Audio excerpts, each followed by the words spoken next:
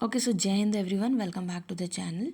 हम जो हैं लास्ट टर्न पे CDS 2 2024 के वेकेबलरी कर रहे थे। हमने मैक्सिमम कंटेंट कवर किया था। अब हम नेक्स्ट पेपर डिस्कस करेंगे CDS एग्जामिनेशन 1 2024 का। इसमें भी हम वेकेबलरी करेंगे।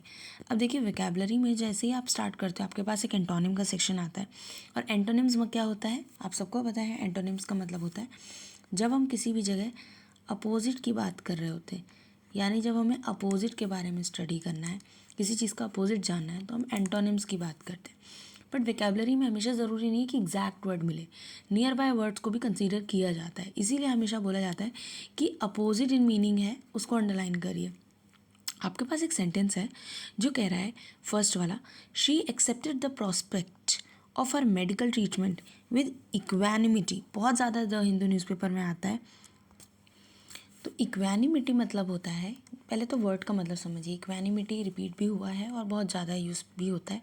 इसका मतलब है जब हम कामनेस की बात करते हैं, कामनेस किस सिचुएशन में कामनेस रखनी है और बहुत ज़्यादा कंपोजर रखना है उस सिचुएशन में जब बहुत ज़्यादा डिफ़िकल्ट टाइम आ रखा हो। तो उस समय पे जब आप अपने आप को शांत रखते हो तो उसे इक्वानिमिटी बोलते हैं।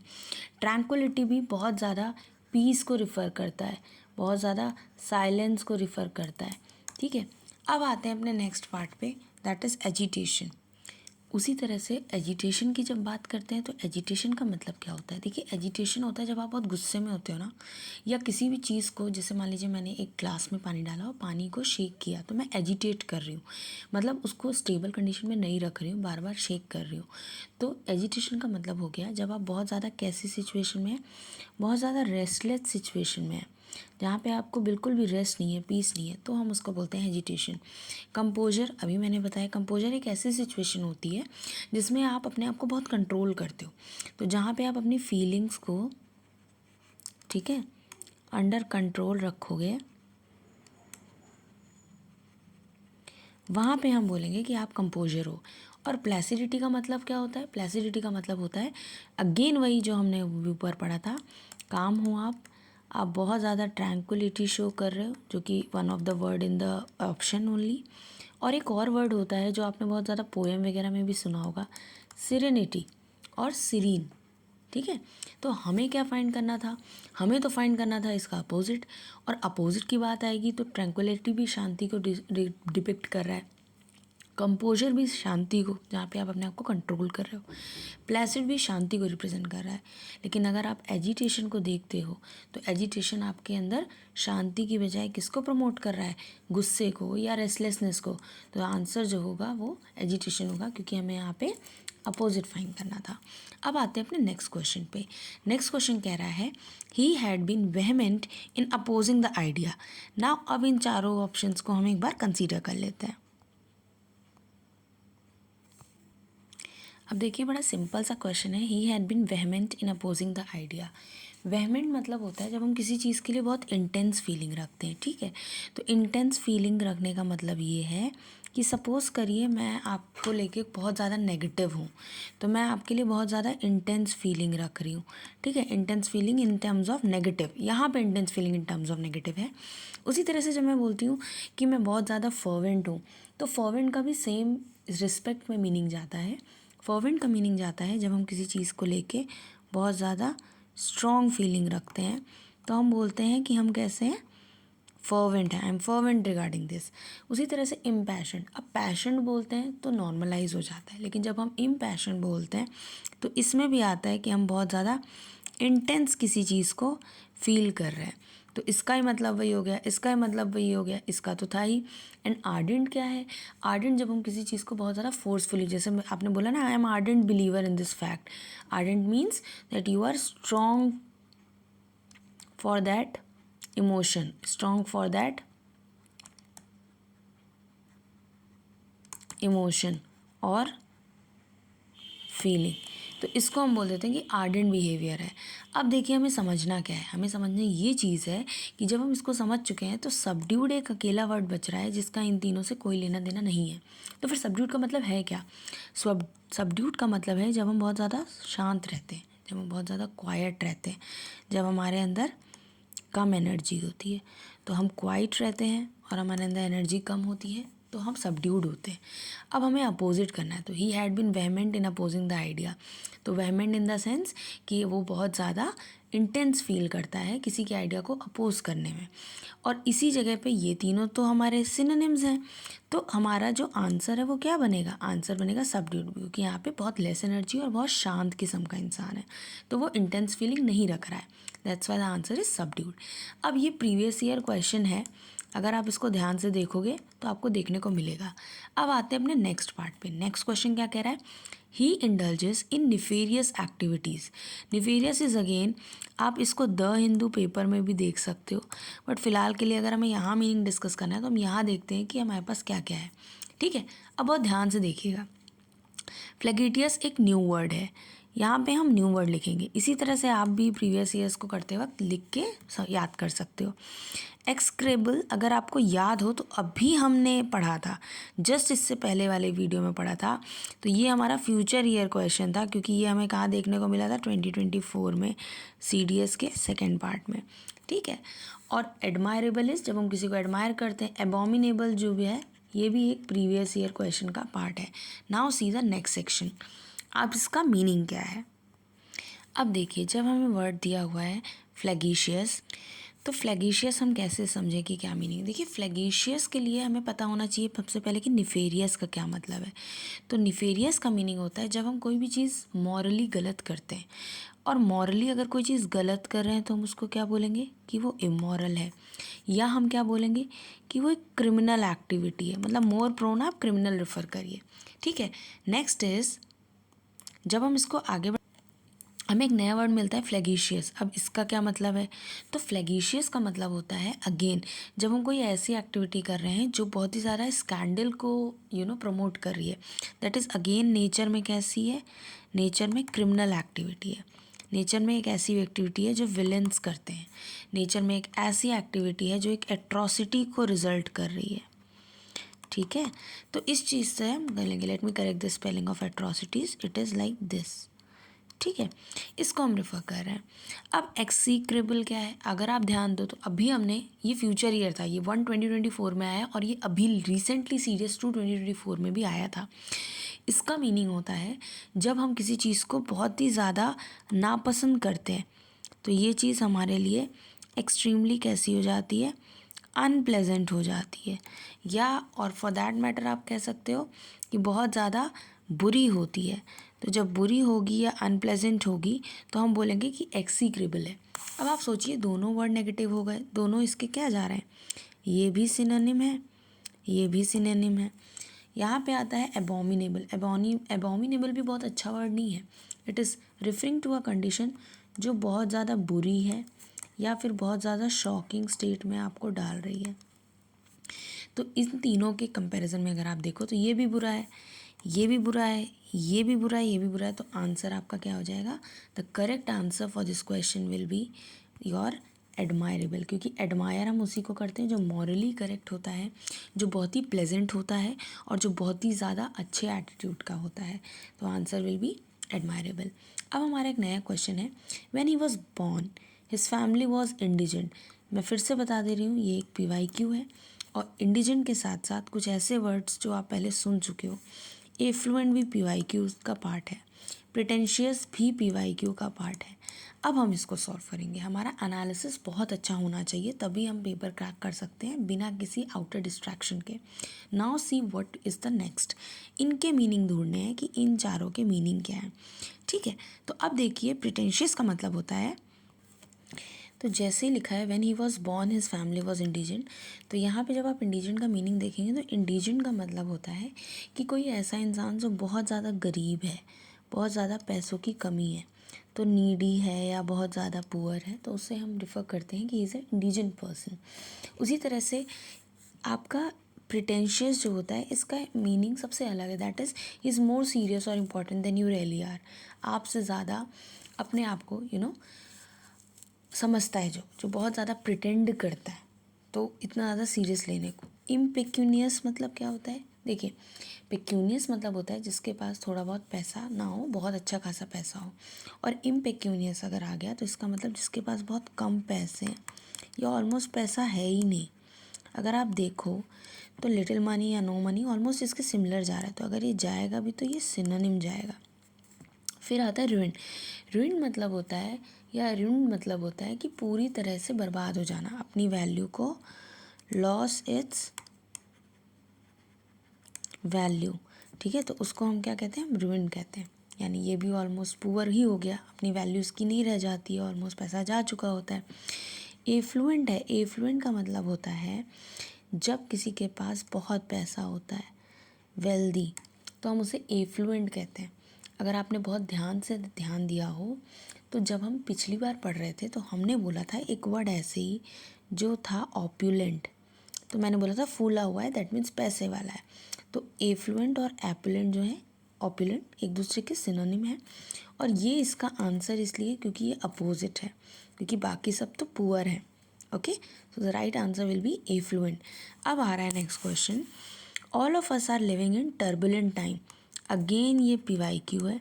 टर्बुलेंस का मतलब होता है जिसमें थोड़ी बहुत रिदम बनी जाती है, चेंजेस होते रहते हैं, ठीक है। कैप्रीशियस भी PYQ का क्वेश्चन है, इसीलिए मैंने लिख दिया है।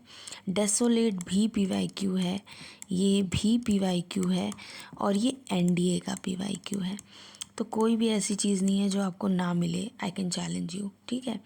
अब हम इसको सॉल्व करेंगे, क्योंकि PYQ है तो हमें यहाँ भी पता होना चाहिए था। अब देखते हैं इसका मीनिंग क्या होता है।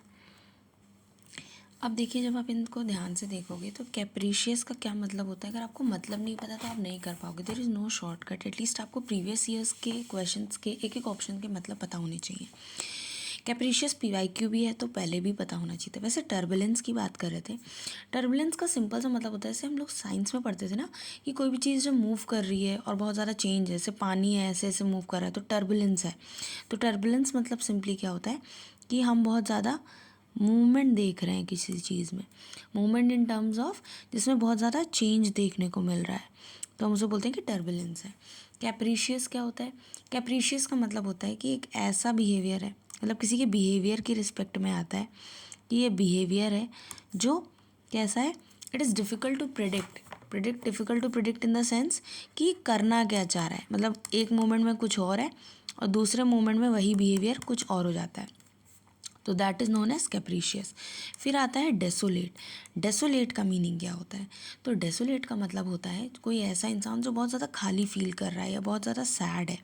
तो कोई ऐसा इंसान जो बहुत एम्प्टी फील कर रहा है या बहुत ज़्यादा सैड है या बहुत ज़्यादा ऑब्वियसली अनहैप्पी है, तो हम उसे बोलते हैं कि वो डेसोलेट है, आइसोलेटेड जिसको बोलते हैं डेसोलेट।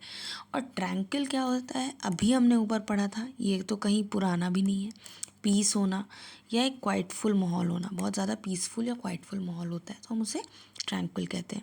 ऑस्ट्रीपेरस क्वेश्चन जो है वो NDA में रिपीट हुआ है। जो ऑब्स्ट्रीपेरस है उसका मीनिंग होता है कि जब आप एक ऐसी स्टेट में होते हो जहाँ पे कहीं ना कहीं आपके दिमाग में ये रहता है कि लाइक क्या होने वाला है या कुछ ऐसा सिचुएशन हो, तो हम उसको कहते हैं कि ये एक ऑब्स्ट्रीपेरस सिचुएशन है, ठीक है। फॉर एग्जाम्पल अगर मैं आपसे कह रही हूँ, सपोज करिए कि ऐसी जगह मत बैठो जहाँ पे बहुत आवाज़ हो रही है, तो मतलब एक ऐसी जगह जो बहुत ज़्यादा नॉइज़ी है, जो बहुत ज़्यादा डिस्टर्बेंस क्रिएट कर रही है। अब मुझे बताइए, पानी जब बहता है तो चूँकि उसमें चेंज होता रहता है तो जगह, तो वो आवाज़ करता है। कोई भी बैंड है, कोई गाना प्ले कर रहा है तो वो ढम ढम बज रहा है, वाइब्रेशंस दे रहा है, तभी वो नॉइसी है। तो अगर हम इसके हिसाब से अपने मीनिंग को देखें तो हमारा मीनिंग क्या जाना चाहिए, हमारा मीनिंग जाना चाहिए कि मैम कैप्रीशियस भी सडन चेंज इन बिहेवियर हो रहा है, टर्बुलेंस में भी चेंजिंग की बात की गई थी। डेसोलेट का मतलब है बहुत ज़्यादा दुखी रहना, पीसफुल का मतलब है बहुत ज़्यादा शांत रहना, ठीक है। तो जो शांत रहेगा वो कोई मूवमेंट करेगा ही नहीं, वो बहुत स्टेबल है। तो answer for this question will be tranquil. और आप कहोगे डेसोलेट क्यों नहीं हुआ, क्योंकि इसका इन तीनों से कोई लेना देना नहीं था, क्योंकि कोई भी चीज़ जो खाली है, जो दुखी है, उसका इन तीनों से, बिहेवियर से या चेंजेस से कोई लेना देना नहीं है। This is odd one out. तो सही आंसर ट्रैंक्विल हो जाएगा, जो कि हमें ऑलरेडी ऑप्शंस में दिया था और ये बहुत रिपीट होता है। जैसे इसको कह सकते हो आप फेवरेट ऑफ UPSC के लिए बहुत अच्छा क्वेश्चन है ये। अब आते हैं हम नेक्स्ट पे। ये न्यू वर्ड था जो आपके लिए न्यू है, हालांकि NDA में आ चुका है। तो इस तरह से आपको पूरी वैकैब कवर करनी है। अब आते हैं हम अपने नेक्स्ट सेक्शन पे, ठीक है। अब देखिए जैसे ये क्वेश्चन दिया हुआ है, तो इस क्वेश्चन में अगर आप बहुत ध्यान से देखो, इधर बोला है सिनोनिम्स करने हैं, तो प्लीज़ इसको ज़रूर पढ़ लेना। 50% लोग ये गलती करते हैं, और one of my attempts I did the same blunder. तो मैं इसीलिए बार बार रिकमेंड करती हूँ कि ये गलती मत करना। जो हेडिंग पढ़ लो उसको दिमाग में बिठा लो। सिनोनिम फाइंड करना है, और यानी नियरेस्ट इन मीनिंग, तो सेम मीनिंग करना है। वर्ड दिया हुआ है winning the world cup was the most accelerating moment for the Indian cricket team. एक बच्चा नॉर्मली भी सेंस लगा लेगा कि एक्साइटिंग जैसा कुछ होगा, बट अगर नहीं भी लगा पा रहा है तो उसको मीनिंग एटलीस्ट पता होना चाहिए। एक्सिलरेटिंग का मतलब होता है जब बहुत ज़्यादा कोई एक्साइटिंग इवेंट होता है, जहाँ पे आप बहुत ज़्यादा हैप्पी होते हो, खुश होते हो, then it is known as accelerating. Peaceful दिया हुआ है, पीसफुल तो बहुत ही ज़्यादा शांत एक समय हो गया, राइट। अब आगे आपको दिया हुआ है, just correct me over here, it's okay. Prominent दिया है, प्रोमिनेंट का मीनिंग हो जाता है सिंपल सा, जहाँ पे आप बहुत ज़्यादा फेमस हो और बहुत ज़्यादा नोन फिगर हो, तो उसका इससे कोई लेना देना ही नहीं है। शांति तो अपोजिट हो गई ना, एक्साइटेड इंसान शांत कहाँ होता है। थ्रिलिंग दिया है, थ्रिलिंग इज़ अगेन एक्साइटिंग, और चूँकि हमें सिनोनिम फाइंड करना था तो हमें ज़्यादा दूर जाना नहीं पड़ा। ईगर है, ईगर मतलब जब आप किसी चीज़ को जानने के इच्छुक हो, तो वांटिंग टू नो, यानी इसका अगर कोई सिनोनिम जाता तो वो क्यूरियस जा सकता है, ठीक है। बट एक्साइटेड इतना ज़्यादा नहीं जा रहा है जितना ज़्यादा थ्रिलिंग जा रहा है। ईगर में आप जानना चाहते हो और थ्रिलिंग में आप बहुत ज़्यादा एक्साइटेड हो। तो right answer for this question is thrilling, क्योंकि हमें सिनोनिम फाइंड करना था और ये इसका मीनिंग था। अब हम आते हैं नेक्स्ट क्वेश्चन पे। Justice prevailed and the murder was decapitated. Decapitated एक बहुत बड़ा टर्म है जिसमें हम क्या करते हैं कि हेड को कट ऑफ कर देते हैं। तो ये भी एक अच्छा है जो आपसे पूछा जा सकता है, because decapitate is not easy to figure out. But आप बेसिक देखो तो बी हेडेड इज़ अगेन कि आपने सर काट के अलग कर दिया, तो जहाँ पे हेड जो है वो कट ऑफ कर दिया जाता है। लेकिन यहाँ पे बड़ा इंटरेस्टिंग चीज़ ये है कि जब बी हेडेड वर्ड यूज़ किया जाता है तो वो इन टर्म ऑफ पनिशमेंट आता है, और मर्डर को पनिशमेंट ही तो मिल रही होगी ना कि उसे बीहेड किया गया। तो इसका आंसर ये होना चाहिए, बट अभी रुक जाते हैं। डिसमिस करना, तो ये तो फॉर्मल एक एक्शन है जिसमें आप पनिश कर रहे हो उसको डिसमिस करके। डिस्चार्ज करना फॉर्मल एक्शन है, और डिस्चार्ज के दो मतलब होते हैं। एक डिस्चार्ज होता है जैसे मान लीजिए बॉडी में कोई लिक्विड डिस्चार्ज हो रहा है, तो जैसे मान लीजिए मैंने बोला लिक्विड डिस्चार्ज हो रहा है, बॉडी से कुछ निकल रहा है, ठीक है। और एक डिस्चार्ज होता है जहाँ आप अपनी ड्यूटीज़ को निभाते हो, तो ड्यूटीज़ सर्व करने को भी डिस्चार्ज रेफ़र किया जाता है, ठीक है। और एक डिस्चार्ज होता है जहाँ पे आप हॉस्पिटल से भेज दिए जाते हो, वापस हॉस्पिटल से रिमूव कर दिए जाते हो बिकॉज आपकी कंडीशन अब बहुत वेल है, तो उसको भी डिस्चार्ज बोलते हैं। तो हालांकि इसका कोई लेना देना नहीं था। किडनैप इज़ अगेन कल्प्रिट वाला चीज़, बट वहाँ पे विक्टिमाइज हो रहा है, तो वहाँ पे कोई मारा नहीं जा रहा है या किसी का सर नहीं काटा जा रहा है। प्रॉबेबल चांसेस हैं, लेकिन सबसे सही जो आंसर बैठ रहा है वो be headed. So the answer for this question will be be headed. आराम से करना है क्वेश्चन, लेकिन बहुत ज़्यादा क्रिटिकल एनालिसिस एक एक वर्ड का डीप गो थ्रू करना है। अब आते हैं हम अपने नेक्स्ट क्वेश्चन पे। The hotel room had dingy walls. अब डिंगी का मतलब नहीं पता तो क्लियर नहीं है कि सफाई की बात कर रहा है या गंदगी की बात कर रहा है, तो इसमें हम कैसे सॉल्व करेंगे। तो जैसा कि मैंने आपको बताया था कि Keshav plan the even fastidious. Fastidious का मतलब होता है, ये पीवाईक्यू का पार्ट है, और इसका मतलब होता है कि कोई चीज़ हमें परफेक्शन से चाहिए होती है। इनअटेंटिव का मतलब होता है जो ध्यान नहीं दे रहा। बोरिंग का मतलब भी जो ध्यान नहीं दे रहा। अनइंटरेस्टिंग का मतलब भी जो चीज़ इंटरेस्ट नहीं ला रही यानी ध्यान नहीं दे रहा। तो ए बी डी जो आपके सिनोनिम हो जाएंगे, और मेन जो आंसर होगा वो मेटिकुलस होगा। तो आई थिंक ये याद हो गया होगा अच्छे से, क्योंकि मेटिकुलस का मतलब होता है जब हम किसी चीज़ की डीप स्टडी करते हैं, किसी चीज़ को बहुत अटेंटिव होकर ध्यान देते हैं। और फास्टिडियस का मतलब भी वही है कि जो इंसान परफेक्शन के पीछे भागे, जिसे बहुत ज़्यादा अटेंटिव होकर चीज़ों को ऑब्जर्व करना पसंद हो। Her left leg was paralyse due to debilitating disease. अब डेबिलिटेटिंग कोई पॉजिटिव वर्ड तो होगा नहीं क्योंकि डिजीज़ की बात है, पर फिर भी हमें एक एक वर्ड डिटेल में पता होना चाहिए। अब देखिए डेबिलिटेटिंग को जब आप देखेंगे ना, तो इसका मतलब होता है इतना ज़्यादा वीक बना देना, इतना ज़्यादा इन्फॉर्म बना देना, इतना ज़्यादा पैरालाइज्ड बना देना। Obviously that is mention in the question itself, कि वो इंसान किसी लायक रह ना जाए। और यहाँ पे अगर क्रिपलिंग का मतलब देखेंगे ना, तो क्रिपलिंग का मतलब भी यही होता है कि किसी ऐसे पार्ट को इतना ज़्यादा डैमेज करना बॉडी के कि वो वर्किंग कंडीशन में ना रहे। तो वर्किंग कंडीशन में ना रहे, इस तरह से क्रिपलिंग वर्ड कहते हैं। Sad is a negative word, strange is having no sense, critical is जब हम किसी को क्रिटिसाइज करते हैं। तो इसका जो सही आंसर जा रहा है, मतलब जिसको कहते हैं ना थोड़ा सा भी दिमाग कोई लगाएगा तो बोल सकता था क्रिपलिंग, बट आपको दिमाग नहीं लगाना, आपको बहुत दिमाग लगाना है, क्योंकि आपको प्रीवियस ईयर्स का एनालिसिस करना है, सॉल्व नहीं करना है, एनालिसिस करना है। तो यहाँ पे वर्किंग कंडीशन में नहीं रहता, और इस तरह का वर्ड सिर्फ बॉडी के ऑर्गन्स के लिए यूज़ होता है। दैट्स वाई हम कहते हैं कि ये क्रिपलिंग डिजीज़ है। क्रिपलिंग मतलब बहुत इन्फॉर्म बना देगी, वॉक करने के काबिल नहीं छोड़ेगी। डेबिलिटेटिंग का मतलब वीक एंड इन्फॉर्म बनाना, और क्रिपलिंग मतलब वर्किंग कंडीशन में बॉडी के पार्ट को ना रहने देना। So the answer for this is crippling. Now आप लोग भी ऐसे कॉपी में क्वेश्चन पेपर को डाउनलोड करिए यूपीएससी की साइट से, and just solve it and see कितनी चीज़ें आपको याद हैं। Okay, now coming to the next section. So इन सब के साथ हमारा आज का वोकैबुलरी क्लास खत्म होता है। इसको कवर करते रहो regular, and very soon we will be able to complete all the sections of English. Till that time, जय हिंद, जय भारत, and do give the feedback in the comment section. Thank you.